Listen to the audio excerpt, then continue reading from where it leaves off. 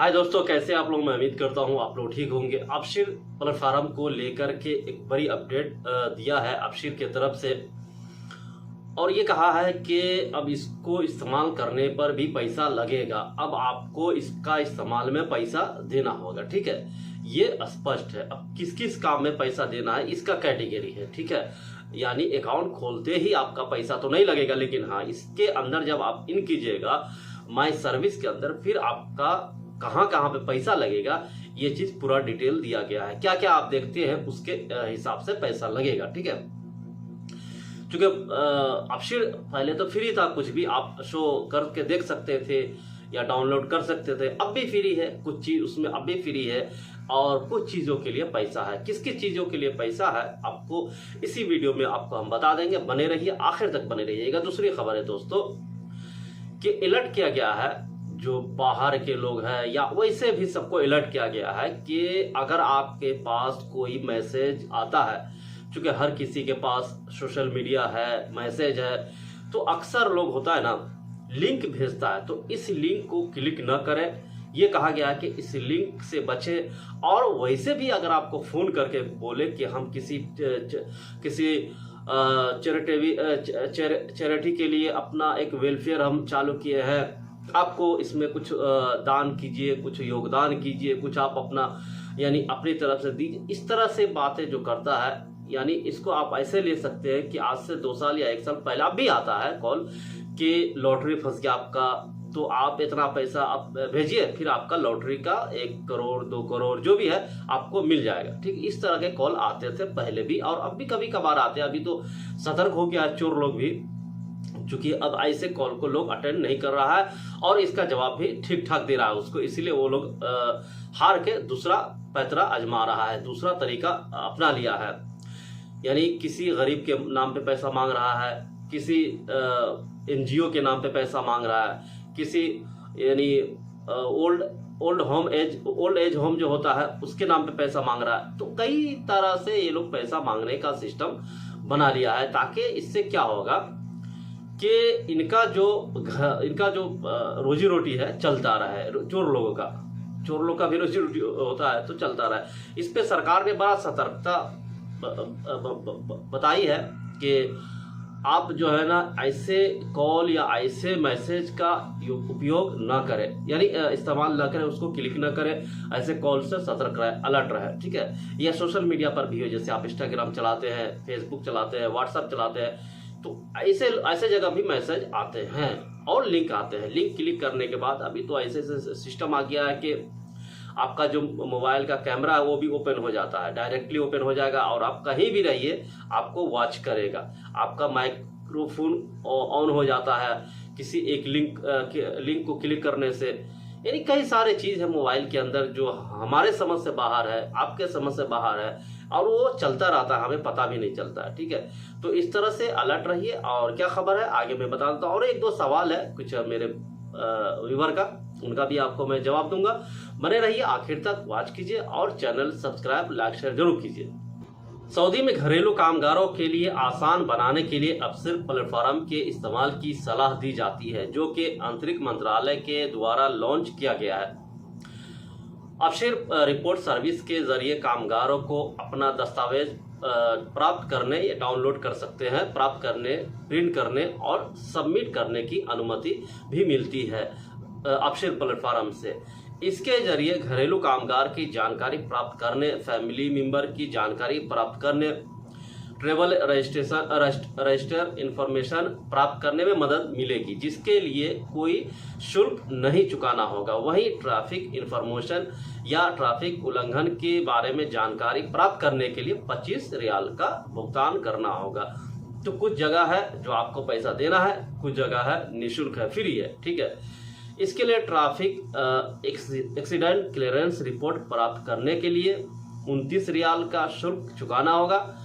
Criminal report के लिए 50 Saudi riyal और विजिटर रिपोर्ट के लिए 25 रियाल का भुगतान करना होगा। तो ये 3-4 जगह है, और भी जगह हैं जो, जैसे आप क्रिमिनल रिपोर्ट देखना चाहते हैं आपका कि कोई आप पे केस तो नहीं किया, या कोई हमारे खिलाफ कोई केस तो दर्ज नहीं है किसी कारण, तो आप ये भी देखिएगा तो पैसा लगेगा, ठीक है। आते हैं दूसरी खबर पे दोस्तों। सऊदी में लोगों के लिए अलर्ट जारी किया गया है, जिसमें बताया गया है कि उन्हें कुछ जरूरी बातों का ख्याल रखना चाहिए ताकि उनके साथ ठगी न हो। Saudi bank media and awareness committee के द्वारा इस बात की जानकारी दी गई है कि सोशल मीडिया और इंस्टेंट मैसेजिंग ऐप के जरिए आरोपी चैरिटेबल ऑर्गेनाइजेशन के नाम पर लोगों के साथ ठगी कर रहे हैं। लोग इस बात की जानकारी दी गई है कि आरोपी खुद को चैरिटेबल ऑर्गेनाइजेशन बताकर लोगों के साथ ठगी की घटना को अंजाम दे रहे हैं। आरोपियों का कहना होता है कि वो किसी न किसी चैरिटेबल संस्थान के लिए काम करते हैं। इस तरह से लोगों को विश्वास में लेकर वो पैसे निकलवाते हैं। आरोपियों का कहना होता है कि दिए गए लिंक के जरिए वो चैरिटी के लिए पैसे मांग रहे हैं। इसके अलावा बाकी प्रक्रिया को पूरी करने के लिए भी रकम की डिमांड करते हैं। लोगों को सलाह दी गई है कि उन्हें अपने सभी फाइनेंशियल ट्रांजैक्शन के लिए सादात सिस्टम का इस्तेमाल करना चाहिए। ठीक है, तो हालांकि आप सादात इस्तेमाल करें ना करें वो तो आपके अंडर में आता है, लेकिन इस तरह के अगर कोई मैसेज या इस तरह के कोई भी फोन कॉल आते हैं आपको तो अलर्ट रहिए। हालांकि मेरे पास भी आते हैं कई सारे मैसेज, मैं तो मैसेज देखता भी नहीं है, न मैं फेसबुक का मैसेज इस्तेमाल करता हूँ, नहीं मैं ऐसे नॉर्मली जो मैसेज होता है मोबाइल में वो भी बहुत ही कम देखता हूँ, ज़रूरी रहता है तो देखता हूँ। तो आप लोग भी जो ज़रूरत का सामान है वही इस्तेमाल कीजिए। बिना मतलब का मैसेज आप क्लिक कीजिएगा, उसको बहुत सारे चीज़ ऐसे होते हैं जो लोग क्लिक कर ही देता है, ऐसा क्लिकेबल बनाता है कि वो क्लिक करने के आपको लिंक पे क्लिक करना ही पड़ता है कभी कभार।